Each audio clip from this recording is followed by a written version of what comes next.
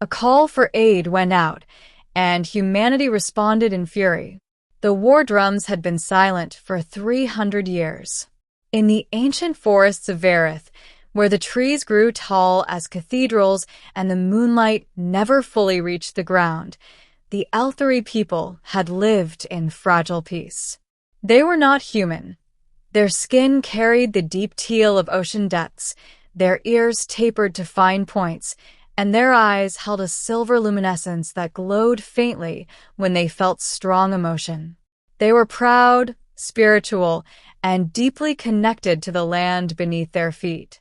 But they were also few, and on this night, kneeling in the ruins of their sacred prayer hall, they were afraid.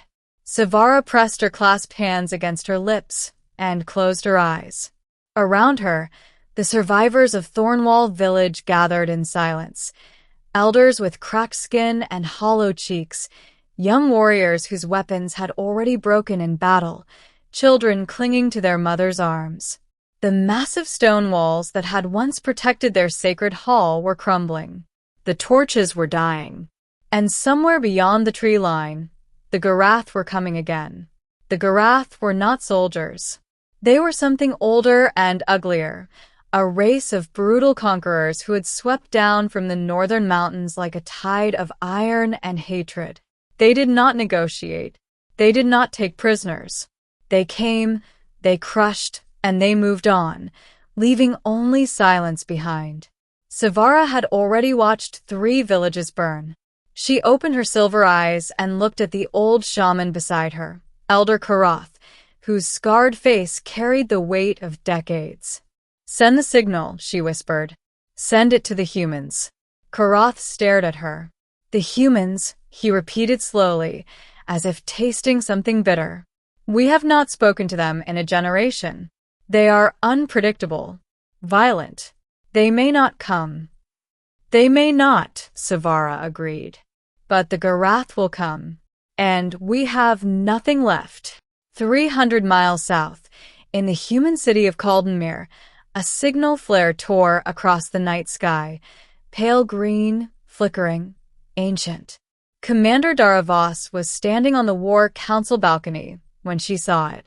She had gray in her hair now, scars on both forearms, and the kind of eyes that had stopped flinching at hard decisions a long time ago.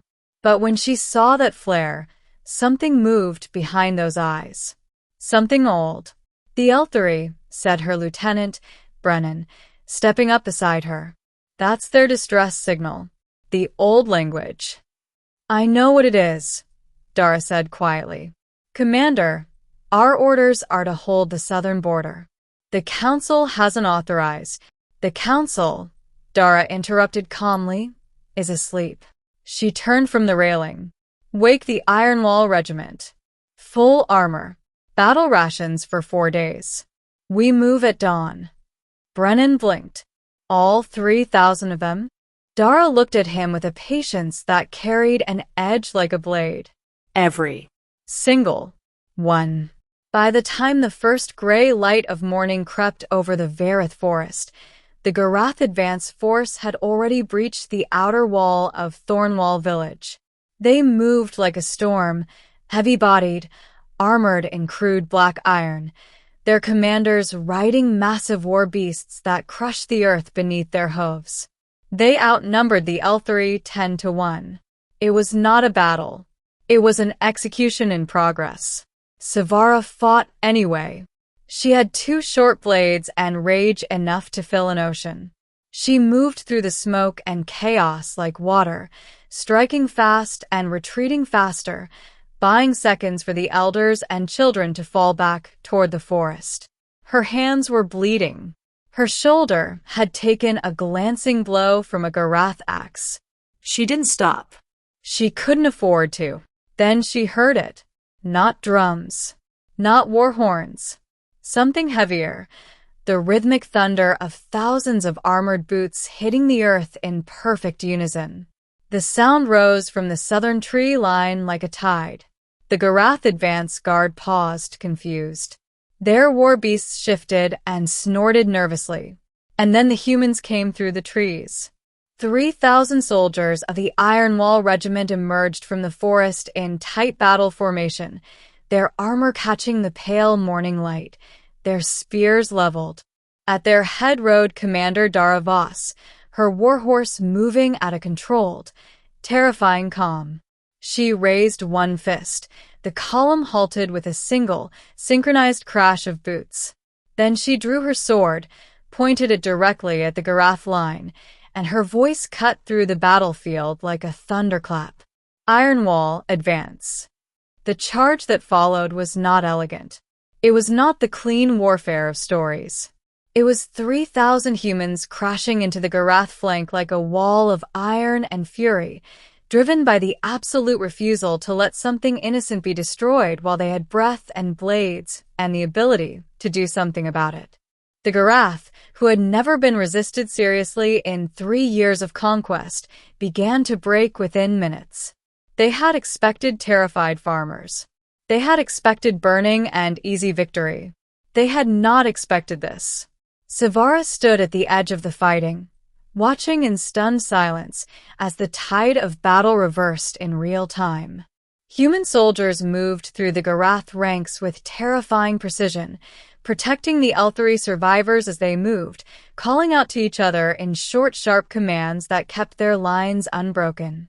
One soldier, a young man with a broken helmet and blood on his face, stopped mid-battle to physically pull an injured Elthari child from beneath a collapsed beam. He didn't even pause to think about it. He just did it. It took less than 2 hours. The Gorrath army, what remained of it, fled north. When the smoke cleared, Savara found Commander Dara Voss standing at the edge of the ruined prayer hall, looking at the damage with quiet, unreadable eyes. Savara approached slowly, unsure of what to say. 300 years of distance sat between their peoples. 1,000 old grievances. A silence that had calcified into something almost permanent. "You came," Savara said finally. Dara turned to look at her. "You called. We didn't think you would. We thought," Savara stopped. "We thought you would let us fall." Dara was quiet for a moment. Then she said simply, "We almost did. Once. A long time ago. We let people fall because it wasn't our problem, because we were tired, because the distance felt too far." She looked back at the ruins. "We don't do that anymore." Savara looked at the human soldiers moving through the wreckage around them, helping the injured, distributing food, carefully lifting debris. Not conquerors. Not saviors performing for glory. Just people doing what needed to be done. "We owe you a debt," Savara said quietly. "No," Dara replied, sheathing her sword. "You owe us nothing. But maybe," she glanced at Savara with something like cautious hope, "we could start over." Savara looked at the commander for a long moment. Then she unclenched her hands, those bruised, battle-worn hands she had held pressed together in desperate prayer just hours ago, and extended one toward the human. "My name is Savara." Dara took her hand firmly. "Dara. And this time, we stay in touch." Above them, the pale morning light finally broke fully through the canopy of the ancient Gorrath forest, gold and clean and new, falling equally on human and Elthari alike, as if the world itself had quietly decided to begin again.